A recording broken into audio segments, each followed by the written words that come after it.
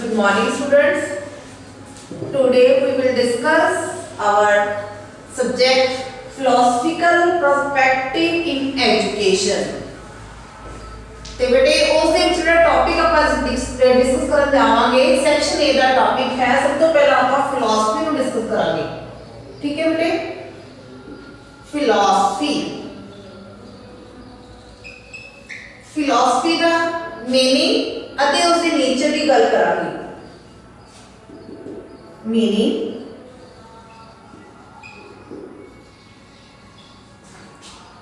And nature.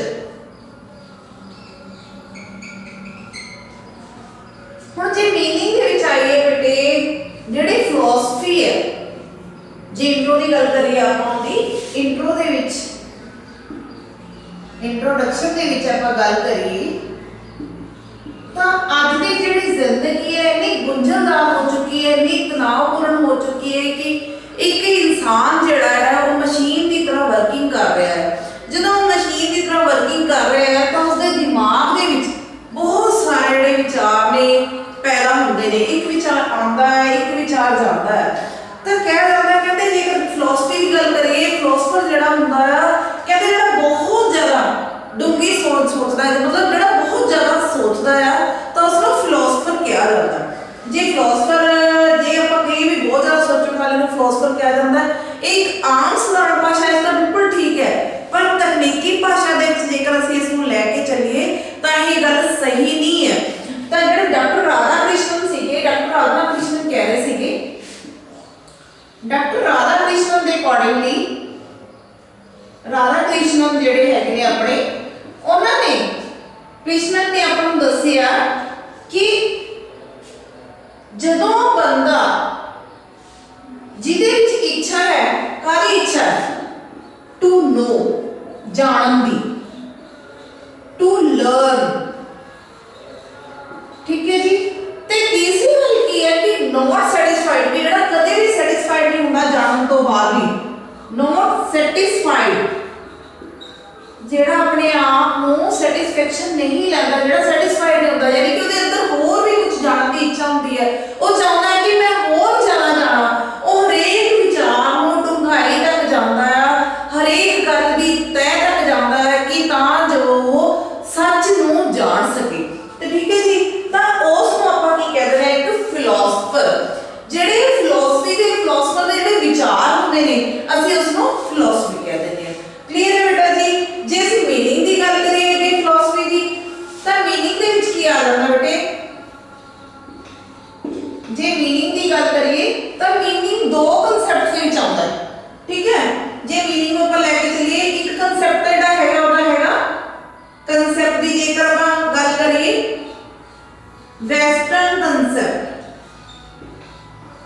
Western concept, clear.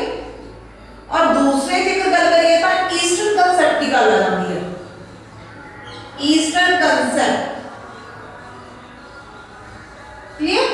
ਹੁਣ western ਤੇ eastern concept ਨੂੰ ਜੇ ਗੱਲ ਕਰੀਏ ਤਾਂ ਵੈਸਟਰਨ ਕੰਸੈਪਟ ਦੇ ਵਿੱਚ ਦੋ ਸ਼ਬਦਾਂ ਦੇ ਵਿੱਚ ਮੇਲ ਤੋਂ ਬਣਿਆ ਫਿਲਾਸਫੀ, ਉਹ ਮੈਂ ਤੁਹਾਨੂੰ ਹੁਣੀ ਦੱਸਦੀ ਹਾਂ। ਕਲੀਅਰ ਹੈ। ਤਾਂ ਇੰਟਰੋਡਕਸ਼ਨ ਤੋਂ ਬਾਅਦ ਜਦੋਂ मीनिंग ਤੇ ਆਏ ਆਪਾਂ ਬੇਟਾ, ਤਾਂ ਉਹ ਜਿਹੜੇ ਵੈਸਟਰਨ ਕੰਸੈਪਟ ਦੀ ਗੱਲ ਕਰੀਏ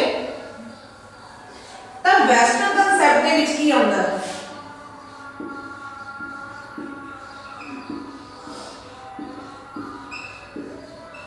ਵੈਸਟਰਨ ਕੰਸੈਪਟ ਦੇ ਵਿੱਚ ਜਿਹੜਾ ਫਿਲਾਸਫੀ ਸ਼ਬਦ ਹੈ ਨਾ, ਜਿਹੜਾ ਉਹ ਦੋ ਸ਼ਬਦਾਂ ਲੈਟਿਨ ਜਿਹੜੀ ਲੈਟਿਨ ਲੈਂਗੁਏਜ ਹੈ, ਲੈਟਿਨ ਭਾਸ਼ਾ, ਗ੍ਰੀਕ ਭਾਸ਼ਾ ਦੇ ਜਿਹੜੇ ਹੈਗੇ ਹੈ, ਗ੍ਰੀਕ ਭਾਸ਼ਾ ਦੇ ਵਿੱਚ ਲੈ ਕੇ ਚੱਲੀਏ ਤਾਂ ਉਹ ਦੋ ਵਰਡਸ ਫਿਲਾਸ ਤੇ ਸੋਫੀਆ,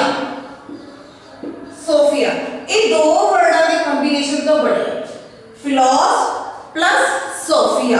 ਹੁਣ ਫਿਲਾਸ ਦਾ ਕੀ ਮਤਲਬ ਹੈ? ਫਿਲਾਸ ਦਾ ਜੇ ਮਤਲਬ ਆਪਾਂ ਲਿਖੀਏ, ਫਿਲਾਸ ਦਾ ਮਤਲਬ ਹੁੰਦਾ ਲਵ, ਫਿਲਾਸ ਦਾ ਮਤਲਬ ਹੈ ਲਵ। ठीक है। और सोफिया का मतलब है विजडम, क्लियर। यानी कि बन गया लव फॉर विजडम। ठीक है। किदे लिए? सियाणपता लिए या सच्चाई दे लिए या जानकारी दे लिए जेड़ा हैगा साडा वो प्यार, ज्ञान नाल प्यार, लव फॉर विजडम। क्लियर बेटे। ਜਿਹੜਾ ਇਹ ਲਵ ਫॉर ਵਿਜ਼ਡਮ, ਜਿਹੜੀ ਉਸ ਤੋਂ ਬਾਅਦ ਜੇਕਰ ਆਪਾਂ ਈਸਟਰਨ ਕਨਸੈਪਟ ਦੀ ਗੱਲ ਕਰੀਏ, ਈਸਟਰਨ ਕਨਸੈਪਟ ਦੀ ਗੱਲ ਕਰੀਏ ਤਾਂ ਈਸਟਰਨ ਕਨਸੈਪਟ ਦੇ ਵਿੱਚ ਕੀ ਸ਼ਬਦ ਆ ਜਾਂਦੇ ਬੇਟੇ? ਈਸਟਰਨ ਕਨਸੈਪਟ ਦੇ ਵਿੱਚ ਦੋ ਸ਼ਬਦ ਲਏ ਜਾਂਦੇ ਆ, ਫੇਥ, ਦ੍ਰਿਸ਼, ਦ੍ਰਿਸ਼ ਐਂਡ ਲਿਊਟ। ਠੀਕ ਹੈ ਜੀ, ਦ੍ਰਿਸ਼ and ਲਿਊਟ।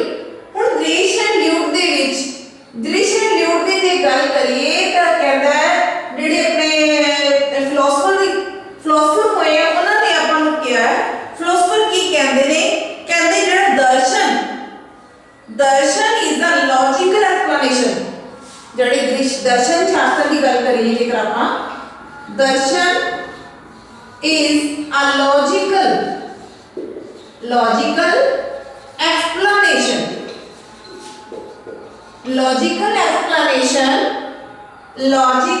explanation of the nature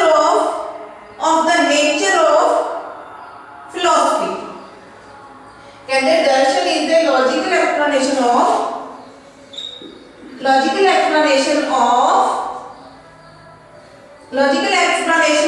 the nature of life लगा लो, नेचर ऑफ विजडम लगा लो, जे nature of logical explanation of nature of life. जे अपन इस दी गल करिए ਤਾਂ ਜਿਹੜੇ ਪਲੂਟੋ ਦੇ ਵਰਡਸ ਨੇ, ਜਿਹੜੇ ਇਹ ਵਰਡਸ ਨੇ ਪਲੂਟੋ ਦੇ, ਪਲੂਟੋ ਕੀ ਕਹਿੰਦਾ ਹੈ? Darshan is a logical explanation of nature. ਜਿਹੜੀ ਕਿ ਲੌਜੀਕਲ ਐਕਸਪਲੇਨੇਸ਼ਨ ਦੇਣੀ ਆ ਨਾ ਅਸੀਂ ਉਸ ਨੂੰ ਦਰਸ਼ਨ ਸ਼ਾਸਤਰ ਕਿਹਾ ਜਾਂਦਾ, ਉਸ ਨੂੰ ਕੀ ਕਿਹਾ ਜਾਂਦਾ? ਫਿਲਾਸਫੀ ਕਿਹਾ ਜਾਂਦਾ ਹੈ। ਇਹ ਤਾਂ ਸੀ ਬੇਟੇ ਆਪਣੇ ਵੈਸਟਰਨ ਕਨਸੈਪਟ ਤੇ ਈਸਟਰਨ ਕਨਸੈਪਟ ਦੀ ਗੱਲ। ਜੇ ਹੁਣ ਵੈਸਟਰਨ ਤੇ ਈਸਟਰਨ ਕਨਸੈਪਟ ਤੋਂ ਅੱਗੇ ਜੇਕਰ ਆਈਏ ਤਾਂ ਇਹਦਾ ਸਪੈਸੀਫਿਕ ਤੇ ਇੱਕ ਜਿਹੜਾ ਹੈ ਸਪੈਸੀਫਿਕ ਜਿਹੜਾ ਇੱਕ ਹੋਰ ਜਿਹੜਾ मीनिंग ਆਉਂਦਾ ਹੈ ਜਿਸ ਨੂੰ ਆਪਾਂ ਕਹਿੰਦੇ ਨੇ ਸਪੈਸੀਫਿਕ ਔਰ ਵਾਈਡਰ मीनिंग। ਸੈਕਿੰਡ ਪਾਰਟ ਇਹਦਾ ਆ ਜਾਂਦਾ ਸਪੈਸੀਫਿਕ ਫਿਕ and wider meaning of philosophy. ठीक है, ਹੁਣ ਸਪੈਸੀਫਿਕ मीनिंग ਦੇ ਵਿੱਚ ਕੀ ਆਉਂਦਾ? ਹੁਣ ਸਪੈਸੀਫਿਕ मीनिंग ਦੇ ਵਿੱਚ ਬੇਟੇ ਆ ਜਾਂਦਾ ਹੈ ਕਿ ਜ਼ਿੰਦਗੀ ਕੀ ਹੈ, ਇਸ ਨੂੰ ਕਿਵੇਂ ਜੀਣਾ ਹੈ।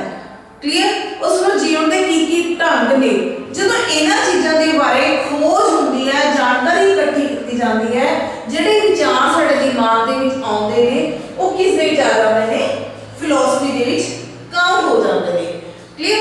ਜਦੋਂ ਕਹਿੰਦੇ ਨੇ ਜ਼ਿੰਦਗੀ ਕੀ ਹੈ, ਇਸ ਨੂੰ ਜਿਉਣਾ ਕੀ ਹੈ, ਇਸ ਵਿੱਚ ਕਿਹੜੀਆਂ ਸਮੱਸਿਆਵਾਂ ਆਉਂਦੀਆਂ ਨੇ, ਉਹਨਾਂ ਨੂੰ ਹੱਲ ਕਿਵੇਂ ਕੀਤਾ ਜਾਂਦਾ ਹੈ, ਉਸ ਦੇ ਨਾਲ ਸੰਬੰਧਿਤ ਜਿੰਨੇ ਵੀ ਸਾਡੇ ਦਿਮਾਗ ਦੇ ਵਿੱਚ ਜਿੰਨੇ ਵੀ ਵਿਚਾਰ ਉਪਜਦੇ ਨੇ, ਜਾਂ ਕਹਿੰਦੇ ਜਦੋਂ ਕਹਿੰਦੇ 6 ਫਿਲਾਸਫਰ ਜੇ ਇਕੱਠੇ ਹੁੰਦੇ ਨੇ ਤਾਂ 7 ਸਲਾਹਾਂ ਪੈਦਾ ਹੁੰਦੀਆਂ ਨੇ, ਤਾਂ ਉਹ ਗੱਲ ਕਹੀ ਜਾਂਦੀ ਹੈ। ਤਾਂ ਫਿਲਾਸਫੀ ਜਿਹੜੀ ਹੈਗੀ ਹੈ ਵਿਚਾਰਾਂ ਦੀ ਇੱਕ ਬਹੁਤਾਤ ਹੈ, ਵਿਚਾਰਾਂ ਦਾ ਫਿਲਾਸਫਰ ਦੁਆਰਾ ਦਿੱਤਾ ਹੋਇਆ ਵਿਚਾਰਾਂ ਦਾ ਇੱਕ ਬਹੁਤ ਵੱਡਾ ਜੋ ਹੈ ਸਾਡੇ ਕੋਲ ਇੱਕ ਖਜ਼ਾਨਾ ਹੈ ਜਿਸ ਨੂੰ ਅਸੀਂ ਅੱਗੇ ਡਿਸਟ੍ਰੀਬਿਊਟ ਕਰਦੇ ਹਾਂ। ਠੀਕ ਹੈ, ਹੁਣ ਇਹਦੇ ਵਿੱਚ ਬੇਟੇ ਮੈਂ ਤੁਹਾਨੂੰ ਪਹਿਲਾਂ ਦੱਸ ਚੁੱਕੀ ਹਾਂ ਵੀ ਲਾਈਫ ਨਾਲ ਰਿਲੇਟਡ ਜਿਹੜੀ ਅਸੀਂ ਗੱਲ ਕਰਦੇ ਹਾਂ ਕਿ ਲਾਈਫ ਜੀਵਨ ਕੀ ਹੈ, ਜ਼ਿੰਦਗੀ ਜਿਉਣਾ ਕਿਵੇਂ, ਕਿਸ ਨੂੰ ਕਹਿੰਦੇ ਨੇ, ਤੇ ਇਸ ਦਾ ਸਾਡੀ ਆਤਮਾ ਕੀ ਹੈ, ਪਰਮਾਤਮਾ ਕੀ ਹੈ, ਉਸ ਦੀ ਖੋਜ ਕਿਸ ਤਰੀਕੇ ਨਾਲ ਹੋਈ, ਜ਼ਿੰਦਗੀ ਨੂੰ ਜਿਉਣਾ ਕਿਵੇਂ ਹੈ, ਸਾਰਾ ਸਪੈਸੀਫਿਕ मीनिंग ਦੇ ਵਿੱਚ ਆ ਜਾਂਦਾ ਹੈ। ਤਾਂ ਬੇਟੇ ਜੇਕਰ ਅਸੀਂ ਉਸ ਤੋਂ ਵਾਈਡਰ मीनिंग ਦੀ ਗੱਲ ਕਰੀਏ ਤਾਂ ਵਾਈਡਰ मीनिंग ਦੇ ਵਿੱਚ ਕੀ ਹੁੰਦਾ ਹੈ? ਵਾਈਡਰ मीनिंग ਦੇ ਵਿੱਚ ਇਹ ਆ ਜਾਂਦਾ ਹੈ ਜਿਵੇਂ ਅਸੀਂ ਜ਼ਿੰਦਗੀ ਬਾਰੇ ਸੋਚਿਆ, ਫਿਰ ਜ਼ਿੰਦਗੀ ਦੇ ਹਰ ਪਹਿਲੂ ਬਾਰੇ ਸੋਚਣਾ, ਆਤਮਾ ਬਾਰੇ ਸੋਚਿਆ, ਆਤਮਾ ਦੇ ਹਰ ਇੱਕ ਪਹਿਲੂ ਬਾਰੇ ਸੋਚਿਆ, ਫਿਰ ਪਰਮਾਤਮਾ ਬਾਰੇ ਸੋਚਿਆ, ਪਰਮਾਤਮਾ ਦੇ ਹਰ ਇੱਕ ਪਹਿਲੂ ਬਾਰੇ ਸੋਚਣਾ, ਇਹ ਉਸ ਤੋਂ ਇੱਕ ਵਾਈਡਰ ਰੂਪ ਆ ਜਾਂਦਾ ਹੈ। ਜ਼ਿੰਦਗੀ ਦੇ ਹਰ ਪੱਖ ਨੂੰ, ਪਰਮਾਤਮਾ ਦੇ ਹਰ ਪੱਖ ਨੂੰ, ਆਤਮਾ ਦੇ ਹਰ ਪੱਖ ਨੂੰ, ਹਰੇਕ ਚੀਜ਼ ਨੂੰ ਇੱਕ ਡੂੰਘਾਈ ਤੱਕ ਬਿਲਕੁਲ ਐਂਡ ਤੱਕ ਸੋਚਣਾ, ਜਿਵੇਂ ਟਰੁਥ, ਬਿਊਟੀ ਐਂਡ ਹੈਪੀਨੈਸ। ਠੀਕ ਹੈ ਜੀ, हैप्पीनेस की गल करिए या गुडनेस कह लो। क्लियर जी? इन्हां दी गल करिए, सॉरी गुडनेस की गल करिए ता बेटे जेड़ी ट्रुथ, ब्यूटी एंड गुडनेस या हैप्पीनेस की गल करिए ता ये जेड़े ने अनंत ने, सच्चाई अनंत है, अल्टीमेट है,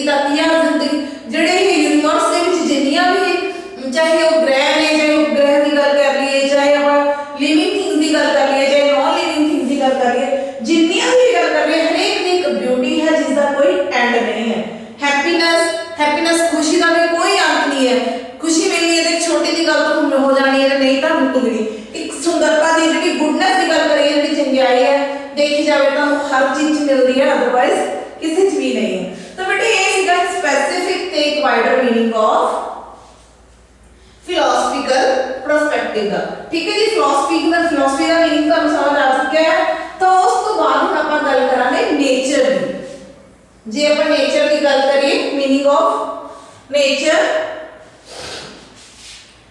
फिलॉसफी दे नेचर की गल करिए ठीक है जी और फिलॉसफी की है नेचर ऑफ फिलॉसफी जे दे को फर्स्ट पॉइंट ਨੂੰ डिस्कस ਕਰਨ चलिए ਹੁਣ नेचर की ਹੁੰਦੀ है प्रकृति एक सुभाव एक विशेषता एक खासियत ਆਪਾਂ वैसे एक इंसान ਦੀ ਵੀ ਜੇ ਵਿਅਕਤੀ ਦੀ ਵੀ ਗੱਲ ਕਰੀਏ ਤਾਂ ਅਕਸਰ ਆਪਾਂ ਕਹਿੰਦੇ ਆ ਉਸ ਵਿਅਕਤੀ ਦੀ ਜਿਹੜੀ ਹੈ ਬੋਲ ਬਾਣੀ ਬਹੁਤ ਅੱਛੀ ਹੈ ਉਸ ਵਿਅਕਤੀ ਦਾ ਚਾਲ ਚਲਨ ਬਹੁਤ ਅੱਛਾ ਹੈ ਉਸ ਵਿਅਕਤੀ ਦੇ ਵਿੱਚ ਇਹ ਇੰਟੈਲੀਜੈਂਸ ਹੈ ਉਹਦੀ ਖਾਸੀਅਤਾਂ ਨੋਟ ਕਰਦੇ ਹਾਂ ਇਸੇ ਹੀ ਤਰੀਕੇ ਨਾਲ ਫਿਲਾਸਫੀ ਦੀ ਵੀ ਇੱਕ ਆਪਣੀ ਸੁਭਾਅ ਹੈ ਹੁਣ ਫਿਲਾਸਫੀ ਦਾ ਕੀ ਸੁਭਾਅ ਹੈ search for nature search for nature ਹੁਣ search for nature ਦੇ ਵਿੱਚ ਕੀ ਆ ਜਾਂਦਾ ਬੇਟੇ ਹੁਣ search for nature ਦੇ ਵਿੱਚ ਆ ਜਾਂਦਾ ਸੁਭਾਅ ਦੀ ਖੋਜ ਕਰਨਾ यानी कि सच्चाई की खोज करना कि सच है उसनों से किस तरीके नाल पेश करना है कि आत्मा है कि परमात्मा है मतलब जेकर गल लेके चलिए तो कुदरत तो लेके परमात्मा तक की जिन्नी भी गल की जाती है वो सर्च फॉर नेचर दे विच आ जाती है ठीक है बेटा जी उस तो बाद जेकर आपां गल करियो जी की कहते हैं search for truth second point उसका है सर्च फॉर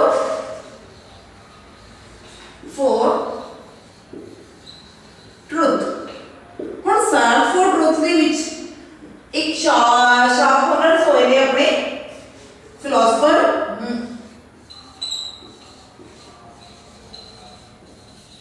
ਉਹਨਾਂ ਦੇ ਅਨੁਸਾਰ ਕੀ ਹੈ ਕਿ ਜਿਹੜਾ ਇੱਕ ਇਨਸਾਨ ਹੈ ਨਾ ਜਿਹੜਾ ਇੱਕ ਵਿਅਕਤੀ ਹੈ ਉਹ ਜਨਮ ਤੋਂ ਇੱਕ ਵਿਚਾਰਵਾਨ ਪੈਦਾ ਹੋਇਆ ਵਿਅਕਤੀ ਇੱਕ ਸ਼ੁਰੂ ਤੋਂ ਹੀ ਵਿਚਾਰਵਾਨ ਪੈਦਾ ਹੋਇਆ ਉਸਦੇ ਦਿਮਾਗ ਦੇ ਵਿੱਚ ਜਿਹੜਾ ਹੈ ਸ਼ੁਰੂ ਤੋਂ ਹੀ ਦਿਮਾਗ ਆਣੇ ਸ਼ੁਰੂ ਹੋ ਜਾਂਦੇ ਹੈ ਵਿਚਾਰ ਆਣੇ ਸ਼ੁਰੂ ਹੋ ਜਾਂਦੇ ਹੈ ਜਿਵੇਂ ਉਹਨਾਂ ਨੇ ਕਿਹਾ ਵੀ ਹੈ ਕਹਿੰਦੇ every man is a born metaphysician ਹੁਣ ਇਹਨਾਂ ਦੀ ਇੱਕ ਵਰਡਿੰਗ ਹੈ ਕੀ ਵਰਡਿੰਗ ਹੈ every man is a born metaphysician clear क्यों बच्चा रहा है जन्म जात एक विचारवान है वो अपने ही मूल्य बना लेता है अपने ही आदर्श बना लेता है उन्हां दियां अपनी वैल्यूज बना लेता हो ते वैल्यूज दे विच की गल करता है कि वो सच्चाई दे उत्ते चलण दी कोशिश करता है वो सच नूं लभण दी कोशिश करता है वो जिंदगी नूं जीवन का एक ढंग बनाता है एक अपने आधार बना लेता है ठीक है बेटा जी ते नेक्स्ट है ए वे ऑफ लाइफ हुन नेक्स्ट टॉपिक की आ जाता नेक्स्ट अपना पॉइंट की आ जाता है ए फर्स्ट पॉइंट से सेकंड पॉइंट ते नेक्स्ट पॉइंट की गल करिए जेड़ा अपना नेक्स्ट थर्ड पॉइंट जेड़ा हुंदा है अपना वो है वे ऑफ लाइफ ਹੁਣ ਵੇ ਆਫ ਲਾਈਫ ਦੇ ਵਿੱਚ ਕੀ ਆਏਗਾ ਵੇ ਆਫ ਲਾਈਫ ਦੇ ਵਿੱਚ ਇਹ ਆਏਗਾ ਕਿ ਜ਼ਿੰਦਗੀ ਹਰੇਕ ਦੀ ਆਪਣੀ ਹੈ ਹਰੇਕ ਦੇ ਜਿਉਣ ਦਾ ਢੰਗ ਆਪਣਾ ਹੈ ਕਿਸੇ ਦੇ ਢੰਗ ਦੀ ਕਿਸੇ ਨਾਲ ਕੋਈ ਕੰਪੈਰੀਜ਼ਨ ਨਹੀਂ ਹੋ ਸਕਦੀ sorry third number way of life ਹੁਣ ਵੇ ਆਫ ਲਾਈਫ ਦੀ ਗੱਲ ਕਰੀਏ ਜੇਕਰ ਕਹਿੰਦੇ ਜਿਹੜੀ ਗੱਲ ਮੈਂ ਤੁਹਾਨੂੰ ਹੁਣੀ ਦੱਸੀ ਹੈ ਕਿ ਜਿਵੇਂ ਇੱਕ ਵਿਅਕਤੀ ਜਨਮ ਜਾਤ ਇੱਕ ਵਿਚਾਰਵਾਨ ਪੈਦਾ ਹੁੰਦਾ ਹੈ ਉਹ ਆਪਣੇ ਹੀ ਮੁੱਲ ਬਣਾ ਲੈਂਦਾ ਆਪਣੇ ਹੀ ਆਦਰਸ਼ ਬਣਾ ਲੈਂਦਾ ਤਾਂ ਉਹ ਆਦਰਸ਼ਾਂ ਨੂੰ ਆਪਣੀ ਜ਼ਿੰਦਗੀ ਦੇ ਵਿੱਚ ਹਮੇਸ਼ਾ ਕਾਇਮ ਰੱਖਣ ਦੀ ਗੱਲ करता है। जिवें कि आपां कह दईए कि किसी ने किसी नूं देख के अपने विच टैंपरेरी जिहड़ी है वो टैंपरेरी चेंजिंग तो लिया सकता है, एक जिहड़े जन्मजात गुण ने उन्हां नूं वो बदल नहीं सकता। थोड़ी बहुत मॉडिफिकेशन तो लै सकता है, भी मॉडिफिकेशन कर सकता है, पर जे आपां टोटली अपने आप में चेंज करने की गल करिए तो वो कदे भी नहीं हो सकती। तो जिहड़ी फिलॉसफी है वो सानू हेल्प करती है कि असीं अपनी जिंदगी नूं किवें वधिया तरीके नाल निभाउणा है। कहंदे फिलॉसफी दे राही एक समस्या दे सानू कई ज़्यादा जिहड़े ने हल मिल जाते हैं, पर वो हल असीं अपनी ही कंडीशन के अनुसार उन्होंने यूज करने ते जिंदगी नूं बहुत ही सोहणे तरीके नाल जीने हाँ। तो उस तो बाद बेटे आ जाता है अपना डायनेमिक कंसेप्ट। डायनामिक कंसेप्ट, ठीक है जी।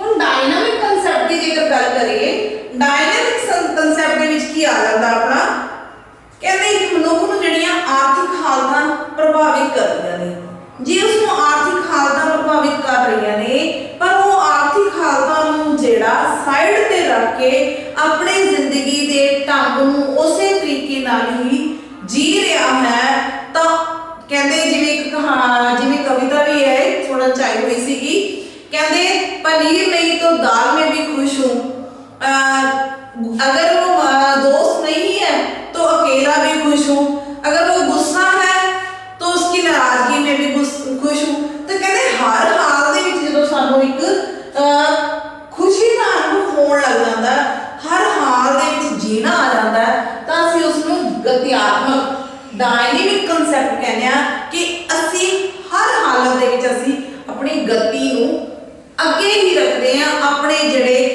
वर्ड्स ने असीं अपनी जिंदगी नूं है उसे ही तरीके नाल चलाउने आ बिना किसी चीज़ नूं रोके हुए। वैसे भी कहा जाता है कि समा time is a great healer, कहते अपने आप दे विच एक बहुत ही बड़ा जिहड़ा ग्रेट हीलर है, सारे ही जख्मां नूं भरन वाला है। तो जिहड़ा फिलॉसफी है वो सानूं दसदी है कि किसी भी चीज़ नूं असीं बर्डन लैके नहीं चलना, हरेक चीज़ का एक हल हुंदा है, हरेक चीज़ का एक समा हुंदा है, ठीक है बेटा जी। तो नेक्स्ट पॉइंट जिहड़ा है ਉਹਦਾ पॉइंट है relation between philosophy and science. Fifth point है अपना relation between philosophy and science.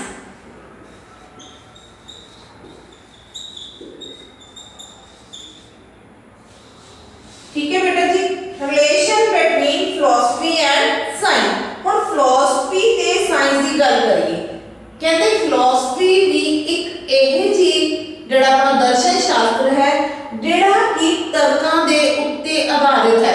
तर्क यानी कि साइंस दे विच आपां किसी की भी गल करिए तो फैक्ट्स नूं लैके चलदे हैं। साइंस दे नाल रिलेटेड की आ जांदे अपना साइंस नाल रिलेटेड फैक्ट्स आ जांदे हैं, ते जो फैक्ट्स है या एक्सपेरिमेंट्स ने, एक्सपेरिमेंट्स आप गल करते हैं, ठीक है, वो साइंस के नाल रिलेटेड होंगे। कहते जो फैक्ट्स एक्सपेरिमेंट्स की गल करते हैं साइंस नाल रिलेटेड ने, ते फिलॉसफी ते साइंस आपस दे विच इन्ना बड़ा संबंध है, सेम एज इट इज जिवें साइंस भी गल करती है कि अज के टाइम दे विच जिहड़ा है चाइल्ड सेंटर्ड स्टडी होनी चाहिए है, तो फिलॉसफी भी इस गल नूं मनदी है कि जिहड़े बच्चों के नाल संबंधित जिहड़ी है सिक्ख्या दी जानी चाहिए है। फिलॉसफी उन्होंने विचारों का एक विचारों को ग्रहण भी करती है, तो उस दे लई सानू सलूशन भी देती है कि असी चाइल्ड सेंटर्ड जिहड़ी स्टडी है वो किस तरीके नाल करनी है।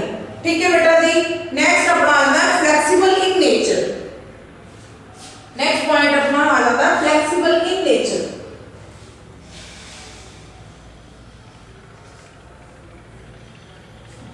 हम फ्लैक्सीबल इन नेचर की गल करिए तो ये नहीं है कि जो हार्ड एंड फास्ट रूल है, ठीक है। हम 6 नंबर पे फ्लैक्सीबल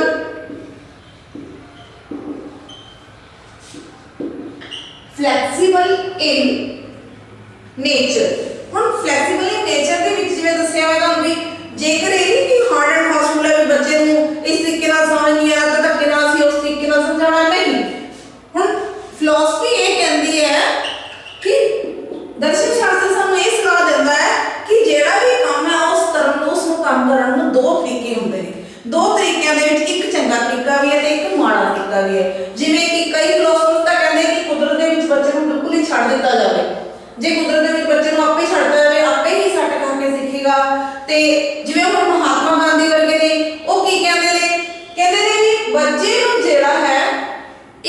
ਬੱਚਾ ਇੱਕ ਕੱਚੀ ਮਿੱਟੀ ਹੁੰਦਾ ਹੈ ਜਿਸ ਨੂੰ ਅਸੀਂ ਜਿਸ ਤਰ੍ਹਾਂ ਦਾ ਬਣਾਉਣਾ ਚਾਹਾਂਗੇ ਬਣਾ ਸਕਦੇ ਹਾਂ।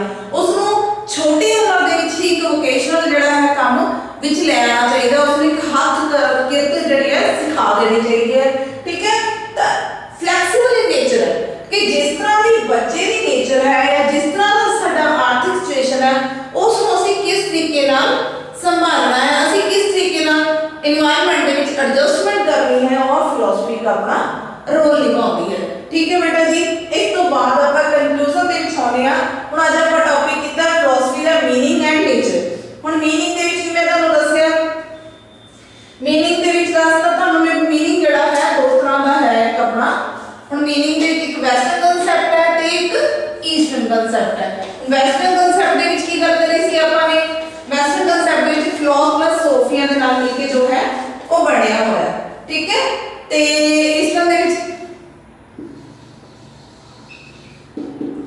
ਕਨਕਲੂਜਨ। ਠੀਕ ਹੈ, ਹੁਣ ਕਨਕਲੂਜਨ ਦੇ ਵਿੱਚ ਮੈਂ ਤੁਹਾਨੂੰ ਦੱਸਿਆ ਵੀ ਆਪਾਂ ਪਹਿਲਾਂ ਫਿਲਾਸਫੀ ਗੱਲ ਕਰੀਏ, ਜਿਹੜਾ ਇੱਕ ਵਿਚਾਰਵਾਨ ਹੈ, ਪਹਿਲਾਂ ਹੀ ਕਿਹਾ ਜਾਂਦਾ ਸੀ ਜਿਹੜਾ ਵਿਚਾਰਵਾਨ ਹੈ ਉਸ ਨੂੰ ਫਿਲਾਸਫਰ ਕਿਹਾ ਜਾਂਦਾ ਹੈ। ਪਰ ਵਿਚਾਰਵਾਨ ਉਹ ਨਹੀਂ ਜਿਹੜਾ ਸਾਰਾ ਟਾਈਮ ਸੋਚਦਾ ਰਹਿੰਦਾ, ਇੱਕ ਸਧਾਰਨ ਭਾਸ਼ਾ 'ਚ ਕਿਹਾ ਜਾਂਦਾ ਹੈ। ਪਰ ਜੇ ਟੈਕਨੀਕਲ ਲੈਵਲ ਦੇ ਉੱਤੇ ਦੇਖੀਏ ਤਾਂ ਜਿਹਨੂੰ ਜਾਣਨ ਦੀ ਇੱਛਾ ਹੈ ਤੇ ਜਿਹੜਾ ਜਾਣ ਕੇ ਵੀ ਸੈਟੀਸਫਾਈਡ ਨਹੀਂ ਹੁੰਦਾ, ਅੰਤ ਤੱਕ ਜਾਣਨਾ ਚਾਹੁੰਦਾ ਹੈ, ਤਾਂ ਉਸ ਨੂੰ ਅਸੀਂ ਕੀ ਕਹਿੰਦੇ ਹਾਂ ਕਿ ਫਿਲਾਸਫਰ ਕਹਿ ਦਿੰਦੇ ਹਾਂ।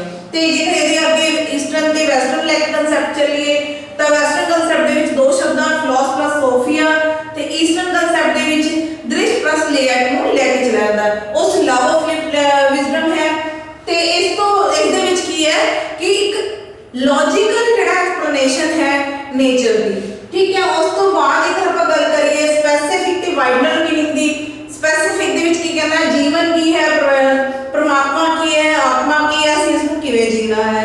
ਤੇ ਜੇਕਰ ਵਾਈਡਰ ਮੀਨਿੰਗ ਦੇ ਵਿੱਚ ਗੱਲ ਕਰੀਏ ਆਪਾਂ, ਜਿਵੇਂ ਇਸ ਦੇ ਸਪੈਸੀਫਿਕ ਵਾਈਡਰ ਮੀਨਿੰਗ ਦੀ ਗੱਲ ਕਰੀ ਸੀ ਤਾਂ ਸਪੈਸੀਫਿਕ ਵਾਈਡਰ ਮੀਨਿੰਗ ਦੇ ਵਿੱਚ ਕੀ ਆ ਜਾਂਦਾ ਬੱਚੇ ਕਿ ਵਾਈਡਰ ਮੀਨਿੰਗ ਦੇ ਵਿੱਚ ਇਹ ਸੀਗਾ ਕਿ ਜਿਹੜਾ ਕਹਿੰਦਾ ਹੈ ਕਿ ਬੱਚਾ ਹੈ ਜਨਮ ਜਾਤੀ, ਚਾਈਲਡ ਇਜ਼ ਅ ਬੋਰਨ ਮੈਟਾਫਿਜ਼ੀਸ਼ੀਅਨ, ਵੀ ਜਨਮ ਜਾਤ ਦਾ ਇੱਕ ਮੈਟਾਫਿਜ਼ੀਸ਼ੀਅਨ ਪੈਦਾ ਹੁੰਦਾ ਹੈ, ਵਿਚਾਰਵਾਨ ਪੈਦਾ ਹੁੰਦਾ ਹੈ, ਉਹ ਆਪਣੇ ਆਦਰਸ਼ ਅਤੇ ਆਪਣੇ ਮੁੱਲ ਖੁਦ ਬਣਾ ਲੈਂਦਾ ਹੈ। ਫਿਰ ਉਸ ਤੋਂ ਬਾਅਦ ਜੇਕਰ ਸੁਭਾਅ ਦੀ ਗੱਲ ਕਰੀਏ, ਸੁਭਾਅ ਦੇ ਵਿੱਚ ਕੀ ਆ ਜਾਂਦਾ ਹੈ ਕਿ search for nature, search for truth, ਸੱਚਾਈ ਨੂੰ ਜਾਣਨਾ, ਉਹਦੀ ਖੋਜ ਕਰਨੀ, ਸੁਭਾਅ ਦੀ ਜਾਣਕਾਰੀ ਲੈਣੀ, ਡਾਇਨਾਮਿਕ ਕਨਸੈਪਟ ਵੀ ਗਤਿਆਤਮਕ ਰੂਪ ਤੇ ਅਸੀਂ ਚੱਲਦੇ ਰਹਿਣਾ ਹੈ, ਫਲੈਕਸੀਬਲ ਇਨ ਨੇਚਰ, ਜਿਹੜਾ ਇੱਕ ਨੇਚਰ ਜਿਹੜਾ ਸੁਭਾਅ ਹੈ ਉਹ ਸਾਡਾ ਫਲੈਕਸੀਬਲ ਹੋਣਾ ਚਾਹੀਦਾ ਹੈ। ਠੀਕ ਹੈ ਬੇਟਾ ਜੀ, ਤੇ ਇਸ ਦੇ ਨਾਲ ਹੀ ਜਿਹੜਾ ਹੈ ਆਪਣਾ ਮਾਈਂਡ ਅਪ ਹੁੰਦਾ ਹੈ।